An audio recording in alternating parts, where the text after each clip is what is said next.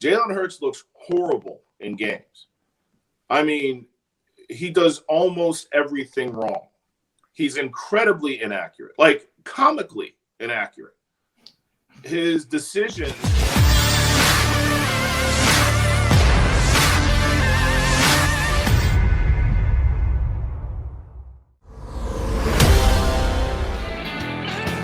We got a Thursday edition of Birds 365 cooking, and it might get hucking fat up in here right now because joining us is one of our favorite opinion generators in town.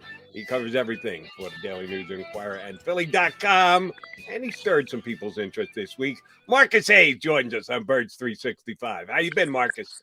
Good morning, Mac and Mac. Yeah, Marcus, good to see you. It's been a long time. Yeah, what about 18 hours? 18 hours. Did you pass too, Marcus? I'm taking it since we got you on the air that you passed as well. I did. I've been triple vaccinated. I was a COVID alarmist in January of 2020. I was I stayed in this office for, I think, I got to tell you guys a little story. So I'm dressed differently today, but for our Inquirer staff COVID planning meeting, like when everything shut down in March last year, we had a meeting. So I had a really heavy, like Brooks Brothers or Polo Oxford shirt, a button-down blue Oxford shirt. So I put it on, and I put it on the chair right over there, and that's where it stayed for, I want to say 19 months without being washed. I would just take off whatever I had and put that blue button down on because it's, it's really good for TV. It's good for Zoom meetings. If you're walking around doing yard work, you can take off your work shirt, put that on. Nobody can see. You guys don't know if I'm dressed right now, right? You don't know if I'm wearing That's pants. right. I tell you right now, I got shorts on, good-looking Marcus. sweater, though, Marcus. You give you points for that sweater. Looking pretty suave. Thank you very much. So, it was interesting. When I finally washed it, it was only about 3 weeks ago that I washed it. And I can't even remember why. Oh, it was wrinkled. It finally got wrinkled. It was that heavy broadcloth that didn't wrinkle. It finally got wrinkled, so I washed it. And I realized that the chair I'm sitting in is a rolling chair. I had rolled over the shirt tail and ripped it. Ooh. But I don't know when that happened. So I've been wearing a ridiculously dirty, wrinkled, ripped shirt on all my Zoom and StreamYard calls. I hear you, man. Right now, the dog was a little bit late getting back in, so I had to race back here by 8 o'clock. So I wanted to put long pants on, but the shorts are on right now. That's the best I can muster. It's COVID world, everybody. I was thinking about how many COVID tests I've had to take. Jody asked me. It's probably I'm getting close to 100. It's been that many. But at least we're getting a little bit back to normal. And yesterday was the first time I've been to the Eagles because we put our daily guys in the 2B or tier 1 or whatever grouping, and I really never had a reason to go that would preempt there since everything's recorded and you can get everything anyway and you don't have any real access. So that was the first test I'd taken in public, maybe in a year. Ooh. I've taken several home tests. Every time you get a sneeze or whatever, you're taking a test. And my kids have had colds, but nobody's been infected. But yesterday I went down. People are asking me, you're not supposed to write today. Why are you down here? And I told them I'm down here to take my whooping.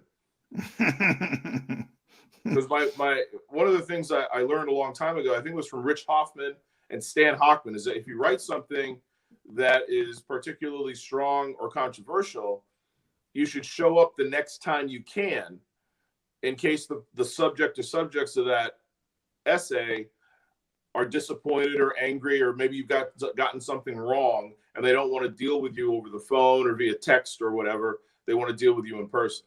That's happened several times, but it didn't happen yesterday after I benched Jalen Hurts. Yeah, and we're going to get to that. By the way, you have a big week because you got to go to Camden. You got to deal with Ben Simmons. You got to deal with what you said about Jalen Hurts. But we are Birds 365, so we'll focus on Jalen for now. So I think you're the first to say maybe it's time to bench him. I've kind of intimated, if Nick Sirianni doesn't believe in him, what's the point?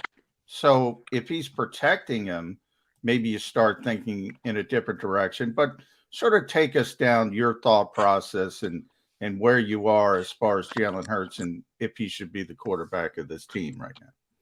Well, it's kind of in the moment, it's kind of a two-pronged conversation. Number one is Jalen Hurts getting better and consistently giving them a chance to win, not making mistakes and making plays.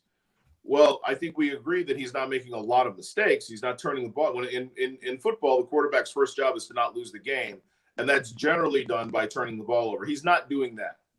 I will say, though, to your point, John, if you are so limited in your play calling package that you become so predictable that almost everything's ineffective, that's effectively turning the ball over, because you're turning the ball over after 3 plays on every possession. The other side of the argument, and the more compelling side to me, because I don't mind developing quarterbacks. How many quarterbacks have we developed here, John? Like 7, and since Andy Reid took over. Yeah. 8 if you want to talk about Bobby Hoying, who didn't really develop. The other part is you can't waste a year of Fletcher Cox, Lane Johnson, Brandon Brooks if he comes back, Jason Kelsey, who might retire at any point, Darius Slay, who's maybe playing better this year than last year. You can't waste it with a quarterback who can't win games for you. Now, I know Joe Flacco, the number 1 backup, the first backup, is no man's, I don't know, Nick Foles, say, who they could have had, by the way, twice for nothing. But he will, if you protect Joe Flacco, history has told us, excuse me, history has shown us, history will tell you that he can effectively run an NFL offense. He'll recognize blitzes, he'll recognize defensive looks. The second look issue that Jalen Hurts is having, where they're disguising things at the line, then backing off, then rushing, that's not as big an issue with Joe Flacco. And despite Joe Flacco's horrible second preseason game, he had a wonderful third preseason game. He's a viable option, and you have an opportunity now for the Eagles. The Eagles have this opportunity now going to Las Vegas, and then they have, including that game, Vegas is 4-2. They have the easiest schedule for the rest of the year. But that schedule's only easy if you have a quarterback who's capable of running a real NFL offense. Marcus, one sidelight there to what you just said. Haven't the Eagles already given up on this season of Lane Johnson or Fletcher Cox or whoever else is the veteran that they in the prime? You don't want to. They traded Zach Ertz this week, and despite Howie Roseman's protestation, no, it's not a sale. We are giving our other tight ends, our young tight ends, Tyree Jackson, who nobody's seen for 2 months, a chance to step in and prove that he can play. Come on, it's a sale. You went for a future asset, a future pick, and a cornerback who can't get on the field for the Arizona Cardinals, but may get more of a chance here. That's a future deal. That's not a now deal. You're talking about worrying about losing a now situation with some of your veterans who are here. With the trade that they made, didn't the Eagles already mark that the fact that this isn't a season that they're not worried about what the one-loss record is? Well, I don't think so, and this is why. If this deal had been made at the end of training camp, or before last year's draft, where they could immediately use that 5th round pick, excuse me, then we wouldn't have. I don't think that that's our assumption. Zach Ertz is a pretty good player now, but he's had a pretty good run over the last, I think, 4 games. First 2 games he didn't get a lot of inclusion. The last 4 games he's averaging, I think, 3.8 catches for like 37.5 yards. Now, if your season is going to fall apart because you lose a tight end who's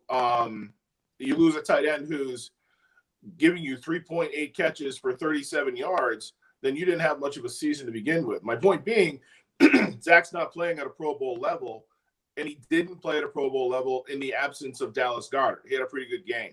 So God bless him. But Zach Ertz today isn't the Zach Ertz of 2 years. So I don't think that move indicates abandonment of the season. Marcus, I kind of want to take you to the larger thought process here of what's going on, and the fact that I've argued that if Nick Sirianni is comfortable, is competent in Jalen Hurts, that's actually a worst case scenario because that means his offense is terrible. Right. However, if he's protecting Jalen Hurts, it makes a little bit more sense. Is that kind of where you are as well? Because if this is his offense, it doesn't matter if it's Joe Flacco, Gardner Minshew. If there's no inventiveness, if there's no, and that was the talk, Doug Peterson had checked out, and this guy was going to scheme people open. He was much more involved. This offense looks really, really simple right now, and everybody seems to have figured it out. So shouldn't in a way Eagles fans hope that Nick Sirianni is protecting Jalen Hurts because the alternative is far worse? Well, I don't like it when coaches lie. I didn't like it when Nick Sirianni told us, excuse me, when he was hired that he hadn't watched a minute of Carson Wentz's tape. Carson Wentz is still on the team, and we assumed, and so did the Eagles. I know this for a fact, and I know that you do too, that Nick Sirianni would bring in a staff to help rebuild Carson Wentz. I really don't like being lied to in the moment when I see it happen over and over again. I've made fun of Nick Sirianni's presentation, but nobody's this stupid. Nobody's this bad a coach. Nobody's this, I mean, so for him to intimate, to lie by omission about this being an advanced version of his offensive vision is insulting. It's insulting the way that, you know, Ben Simmons was supposed to be treasured as a special player last year, according to Doc Rivers, when any sort of like alternate strategy was suggested.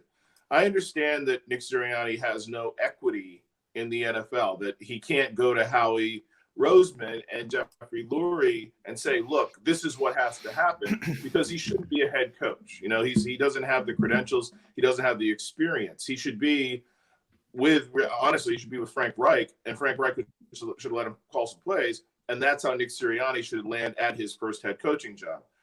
But Nick Sirianni's not this bad a play caller, a game plan schemer. He's not this bad a coach, because no one is.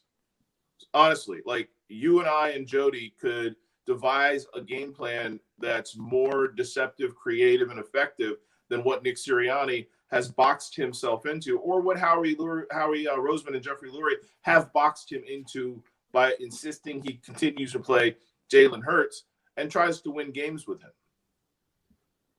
Marcus, just let me tie up one specific thing about your stance that maybe it's time for Jalen to take a seat.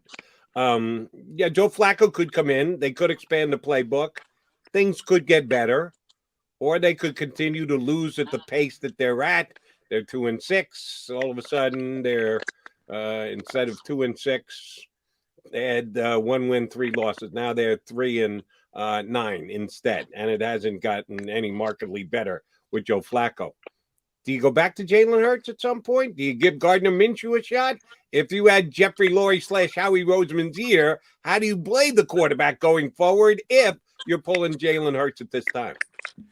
Well, Jody, the other avenue down which we've been led that's blind and false is that Jalen Hurts looks good in practice. Jalen Hurts looks horrible in games. I mean, he does almost everything wrong. He's incredibly inaccurate, like comically inaccurate. His decisions, especially on the RPOs, are almost always wrong. There was a play near the end of the game against Tampa Bay where he dropped back in the pocket. Pressure came from the left side and forced him up. Miles Sanders' second step out of the backfield, he ran forward 2 steps, then to his left into an empty flat. Jalen Hurts got to the line of scrimmage and was tackled for maybe a 1-yard loss. He had fully 2.5 seconds to hit his outlet receiver. He doesn't know the offense. All he had to do was turn left and throw the ball. Miles Sanders had 20 yards of space all around him. because Tampa Bay knew that Jalen Hurts was not going to look that way. Now, that is an elementary high school quarterbacking mechanic, and he doesn't have it. I said that to say, Jody, he's weeks, if not months, maybe years away from being able to competently quarterback an NFL team. There are things he needs to learn that need to become instinctive, that need to become second nature. So his first read is there as soon as he feels that pressure. And he's not looking at the defensive lineman. He's not looking around him at the pocket. He's been well protected. He just has. That said, if a month from now things are still going poorly and Jalen Hurts has made significant progress, you can absolutely go back to him. If he hasn't and Joe Flacco struggles, you've committed your third chance to Gardner Minshew. You know, we know this team loves third string quarterbacks. Ask the New York Giants, right? So I don't care what happens after you bench Jalen Hurts. If Jalen Hurts gets better in practice, as we've been told he has, which is clearly not true, then you give him the reins back if the reins need to be given back. And if he doesn't, you go to Gardner if Joe Flacco falls on his face or gets hurt. You know, he's an older fella. He probably wouldn't make it through a 16-game season. Old guys get hurt, as we've seen here in Philadelphia for the last 3 years. So, yeah, I would have no problem shuffling quarterbacks. It's you're a team that's sort of in transition. Let's see where the transition takes you. So, Marcus, do you think they've already made the decision? I mean, you brought up you don't like when coaches lie to you. I'm with you there. And I look at Nick Sirianni, and I like Nick personally. Great guy, very engaging. But, you know, I've asked him 10 ways from Sunday, and I think somebody else asked him yesterday. Now we're at 208 throws from Jalen Hurts, 6 of them over the middle of the field in between the hash marks. 3%, far and away the worst in the league by percentage standpoint. Are you going to sit there and tell me 6 different defensive teams showed up and said, we're going to take the middle of the field? You don't even use away, because that's what Nick Sirianni's trying to sell me every week. So by the way they act, we always say, don't listen to organizations. Don't listen to what they say. Watch what they do. From what the Eagles are throwing out there offensively, have they already made their decision? They know. I don't know who the quarterback's going to be in 2022, other than it's not going to be Jalen Hurts. Is that fair to say at this point? Honestly, I don't get that vibe myself. I get the vibe that Howie Roseman took a lot of heat for drafting Jalen Hurts just on its face with so many other needs in 2020. He's taken a lot of heat for drafting Jalen Hurts because it helped, sour the relationship with Carson Wentz. A lot of Howie Roseman's makeup is, I'm going to show you I'm smarter than you.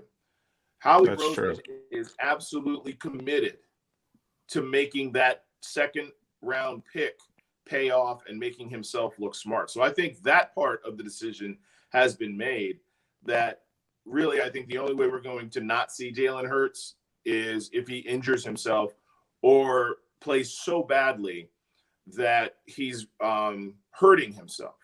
And I would argue that that's happening already. Jalen Hurts is not progressing. And if you're in your 10th start and you're not progressing, then you're regressing. All right, then let me ask you about a conversation. What's that?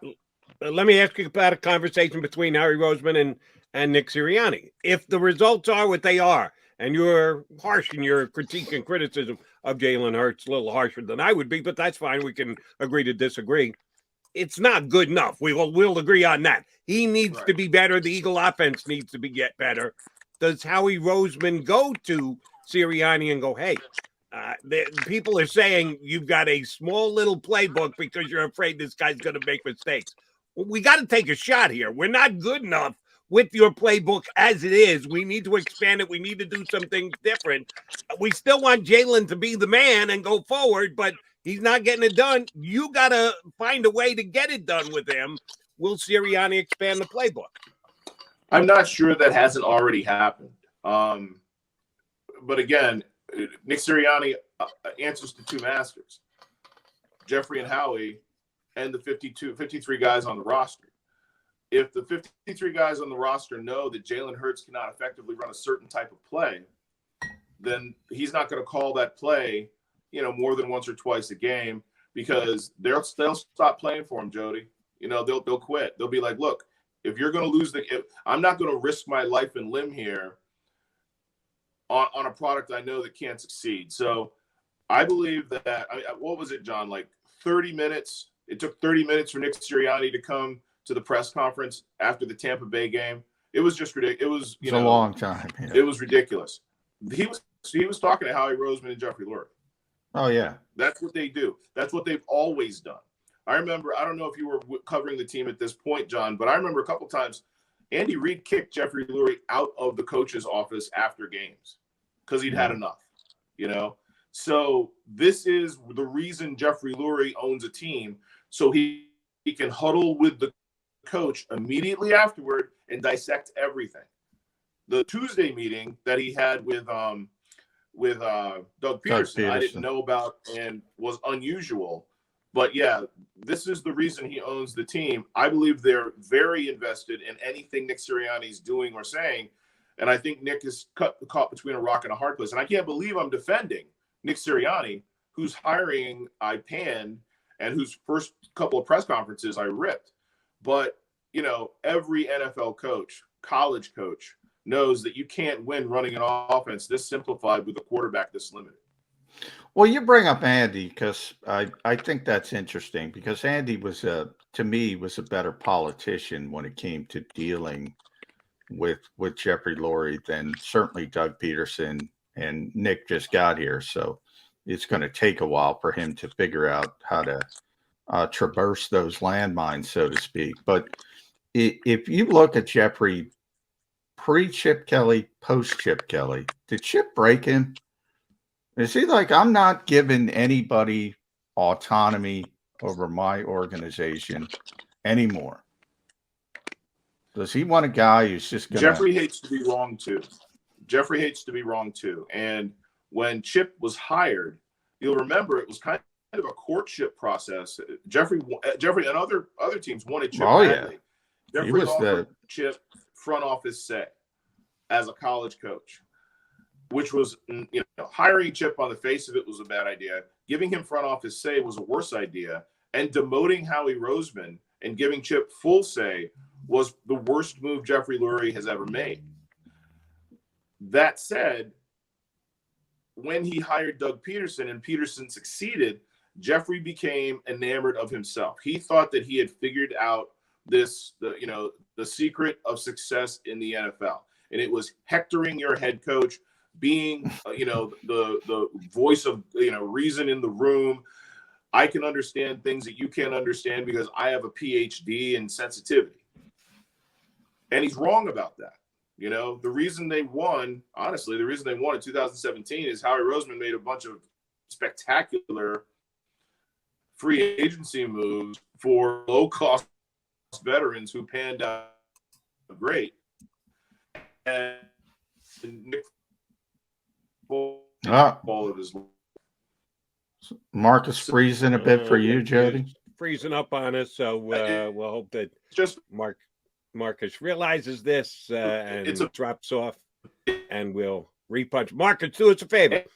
Drop the line and reconnect if you Jeffrey can. Lurie has created in the vacuum of leadership after Andy Reid left. Damn, that was a good answer, too. I had a feeling. Because that is interesting. I think Chip Kelly, in a way, broke Jeffrey Lurie, and he's been different.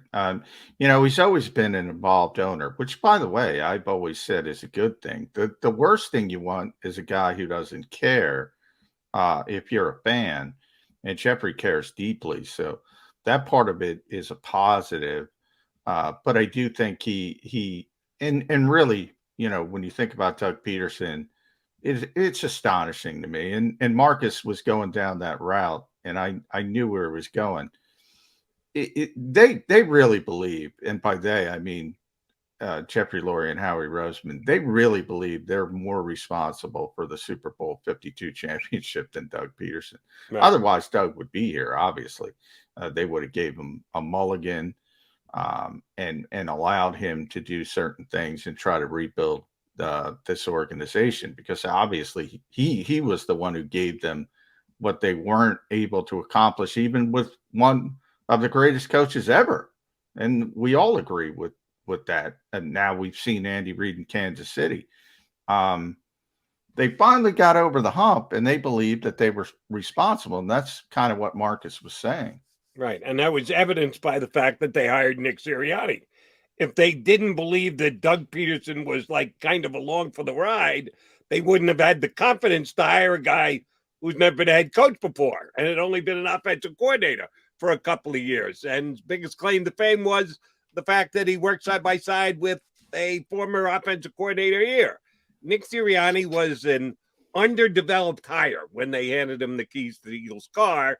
And you don't do that if you don't believe, well, but we're here, so we'll be perfectly fine with a young guy who's going to have to make his bones and going to have to work through some things to get his coaching career started. Yeah, that was kind of evidenced by the hire that they did when they let go of Peterson. I don't know if that I'd use the word broke, that Chip Kelly broke Jeff Lurie. Changed him, hardened him. I think he I don't know if he broke him, but he certainly changed him. Well, broken from not, there's a way, it depends how you take it. I meant in the way of, he is not giving autonomy to another coach. The kind of autonomy that you think of when you think about Bill Belichick or one of these guys who have personnel, all-encompassing power in the organization.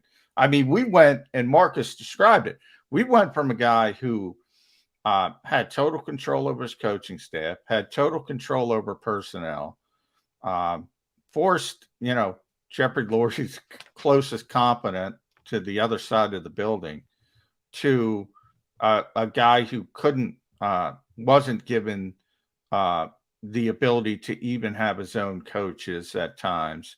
And now we're at Nick Sirianni, a first-time head coach who is,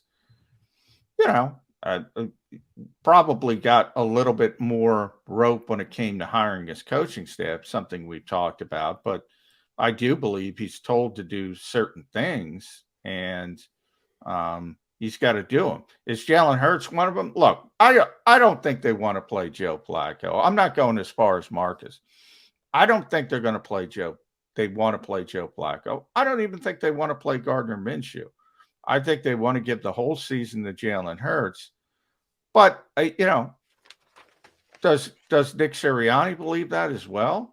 Because Nick Sirianni, I always talk about this disconnect you have between a coach and an organization when you're in a transition phase. Like when you're all on the same page, everything's fine. Everybody's trying to win a game. You're a contender. Every game's important. When you're not, and use whatever term you want to use, Jody, transition, rebuilding. I don't think there is rebuilding in the NFL, but there are different phases. We can all agree on that. And you have different end games. You have different goals a lot of times. And Nick Sirianni's goal is to beat the Raiders. So how does he beat the Raiders? If he thinks he has a better opportunity to beat the Raiders with Joe Flacco or Gardner Minshew, he would do it, but he doesn't have the power to do it. So I guess that's my ultimate point. And I don't know if he's at that point, by the way. I don't know if he's at that point, but he doesn't have the power if he is at that point. Let me ask you about end games. What was the end game with Gardner Minshew? And you can say, come on, they only gave up a 6. Well, they only got a 5th for Zach Ertz. Dart to throw at the dartboard. That's it. It's another dart. You hope, just like Tay Gowan and Mac McCain at cornerback, who nobody even knows, and Zach McPherson as a 4th-round pick. You got 3 darts. Maybe one of them hits the bullseye moving down the road. Gardner Minshew has played a little bit, made some plays, showed some ability. hasn't shown the ability to win football games largely, but he's done some nice things. Just another dart to throw at the dartboard, basically. Well, if that's all that a 6th-round pick gets you is a throw at the Well, dartboard. that's what a 6th-round pick is, a throw at the dartboard. So it's the same thing. I mean, how many 6th-round picks other than Jason Kelsey being the most obvious? The percentages aren't great when you're talking about 6th-round picks. There was a pretty good 6th-round pick who came in and kind of wrecked the Eagles last week at quarterback for the Tampa Bay Buccaneers. Yeah, well, of course, 199. But again, look at 199 throughout history. The odds are against you, Jody. That's a dart. That's the definition. You hit the bullseye with Tom Brady. Well, guess what? You ain't hit the bullseye again. You haven't had the bullseye since with 199. That's the whole point. Yeah, you're crossing your fingers. You hope. There's always guys who slip through the cracks and turn into great players, and that's why I brought up Jason locally here. I mean, who was number one? Who was their 1st-round pick when Jason was it Danny Watkins? I have to look at that draft. But was Kelsey before or after Brandon Graham? Brandon the year before? And Jason was 2011. 2011 draft. So I'll have to look it up. But I always say, if you get a Hall of Famer, and I don't know, Jason to me is borderline. He's got a chance. Got a chance. But again, he's a 6th-round pick, and all anybody talks about when they grade drafts is they look at and it was Danny Watkins. So that draft was Danny Watkins, Jaquan Jarrett, Curtis Marsh, Casey Matthews, Alex Henry, Dion Lewis, who turned into a pretty good player, Julian Vanderbilt, and Jason Kelsey. So, you got a Hall of Famer in the 6th round, a potential Hall of Famer, but they'll always talk about Danny Watkins as being the worst pick. Well, guess what? You got a 1st-round pick in the 6th round. Right. Doesn't matter. Doesn't matter really, but it does matter. You sometimes get a little lucky with these draft picks, but it's the way you describe it, and you're accurate. It's a throw at the dart at the dartboard. Okay, fine, but when you make deals, sometimes you hear from the organization, we were able to add a key draft cap. No, you added a dart. Stop. Don't make it sound like, ooh, you swindled another thing. You added a dart. That's all it is. It's a dart. You're going to throw at the board. When they acquire them, ooh, it's a key acquisition. When they use it, it doesn't go anywhere. We took a dart. We didn't hit the board. What can we tell you? That's the inequity of it that sometimes gets under my skin. All right, Mac and Mac here with you on Birds 365. Unfortunately, we lost a connection with Marcus, and he has to run out. So we thank him for hopping on board. And read Marcus at Inquirer.com. I want to get that in and read his column on Jalen Hurts. And he wrote about Ben Simmons today. So big week, easy week if you're a columnist in Philadelphia, maybe. Thing about Marcus is you're not always going to agree with him, but you're going to want to hear what he has to say so you can either agree or disagree with him. And I disagree. I think he's way over the top harsh in his evaluation of Jalen Hurts. Jalen Hurts hasn't been good enough, plain and simple. I think he's too harsh as well. Marcus makes it sound like he doesn't deserve to be in the National Football League. And the one statement he made, he's weeks, months, years away from being able to play. No, if you're years away from playing in the National Football League, guess what? That means you can't play in the National Football. Nobody gets years to get up to speed in the NFL. No. And I don't believe he's already proven to me he's an NFL quarterback. But right now he's proven he's not a good NFL starting quarterback, and that's not where you want to be. But there isn't 32 starters, competent starters anytime in any year in the NFL. So, I mean, there's, what kind of curve are you going to grade on? The Eagles are not interested in finding a guy who's one of the best 32 quarterbacks in the world. Jalen Hurts has proven that to me. He's a starting quarterback in the NFL. But right now, I think he's probably, 25 to 30 and that's not good enough. Johnny Mac, Jody Mac here with you on Birds 365. We'll come back. I want to shift the attention a little bit more to the upcoming game on Sunday. Going out to Vegas to take on the Raiders. They've got some problems. They got some issues. Jonathan Gannon, I think, has his work cut out for him on the defensive side. We'll talk about that next here on Birds 365.